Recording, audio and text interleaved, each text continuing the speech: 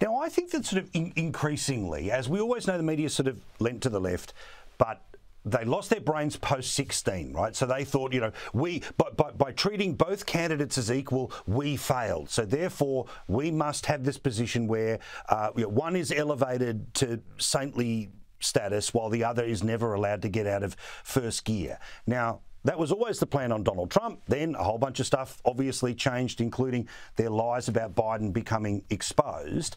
But your sense as somebody who's seen the game from lots of different angles and had success at all of those different things, is the power of the machine as effective as it was in 20 or even attempted to be in 16? Because it feels to me like even in the New York Times poll, the #1 source of people's news in that poll in the US is social media.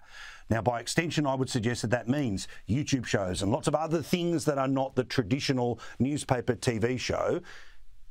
Do you think that we're dealing with a different market that is trying to play the same game?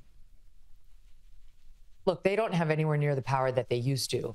But if you're talking about activating the Democratic base, they are still very powerful, very powerful.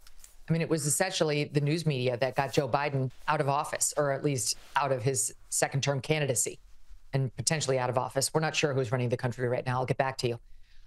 So they do have a lot of power when it comes to Democrats, and they're exercising it. They're energizing their base. They're trying to reach out to those. You know, independents are kind of split, maybe 55-45 Republican Democrat as a rule, you know, leaning. And they're trying to get those 45 incentivized to go out and vote for Kamala and try to rewrite all of her history. So you can't write them off as feckless yet. But yeah, I mean, compared to what they used to be in terms of influencing the entire country, they're a shadow of their former selves. It's actually really kind of fun to watch them express frustration at the loss of, you know, holding the national narrative over these massive conversations. They can't stand the fact that J.D. Vance came to me, for example, to have his come to Jesus interview after those cat lady comments blew up. They hate having to cite someone like me in the New York Times, which they did, because it's an admission that they don't have a monopoly on power anymore. And I noticed, like, the Wall Street Journal, they did a podcast about JD's comments. Did they cite his interview with me in which we discussed? No, they waited until he sat down with a Fox property, Trey Gowdy, on Fox News, and cited that because they really don't want to come to grips with the fact that their old model of business is dying. It's hanging on by a thread. But as I say, within Democrat circles, it's still alive and well. Well, and this is so important for people to understand who are a bit casual about this, right? That you've got yourself, you've got Tucker, you've got Joe Rogan, and there's a whole collection of others, right, that are doing massive numbers, mega numbers, like basically kind of big football game numbers each and every day compared to what's rolling out on television and radio. But the arrogance of the normal machine is that unless it's connected to something that's been around for 30 years, then it doesn't matter. And I think this is a real blind spot because obviously, you know, I'm paying attention to what you and Tucker and lots of other people are saying. I try to find whatever the equivalent is on the left. The best I can come up with is the Young Turks, but they're kind of weird. But the point is... God Save America, that's another one. Is that, okay, but they're doing okay, but they're not doing your numbers. So it feels to me Pretty that there's this entire... Depends on the day. Yeah, but do you get a sense, so, you know, when you were sitting there on television, you got a sense of who you knew what your competition was. So therefore, when we're talking about an issue of the day, right? Now, obviously, there's people that are telling me that are pro-Trump, basically, look, head down, bum up, see you in 2 weeks, we'll see what happens when it comes to the polls. Then there's the day in, day out, 24-hour news cycle, cable news world that is pretending that every little 5 minutes is different. I suppose that's what I'm trying to talk about here. What's your sense about how the election is being consumed by people?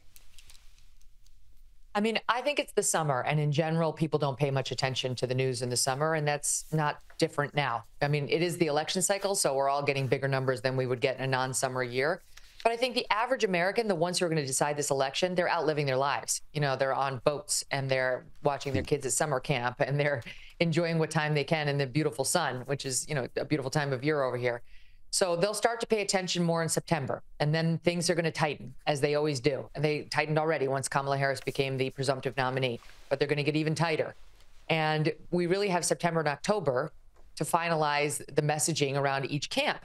So, you know, we're going into August. July is basically over. That gives the camps 1 month to try to gear up their messaging and figure out what attacks are going to land and which ones they want to run with in the final whatever days of this election. But early voting is going to start as early as, you know, late September.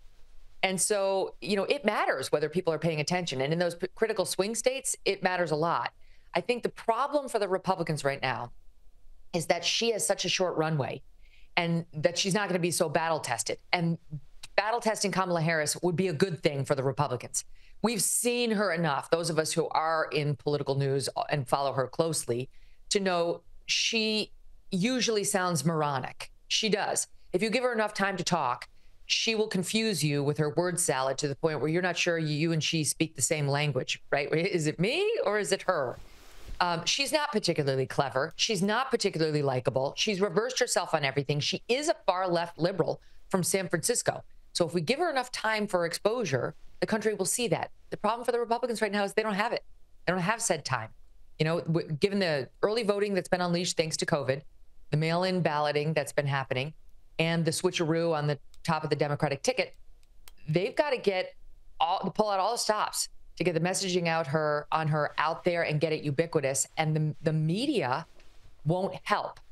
Now, they are lucky that we happen to live in a time where they're not just relying on Fox News. They do have fair and balanced media outside of cable to bring people messaging. And if the news is big enough or the exchange is viral enough, it will go everywhere. You know, many in the media, like I said, the Times, they had no choice but to cover the fact that, you know, JD sat with me and said what he said about the cat comments.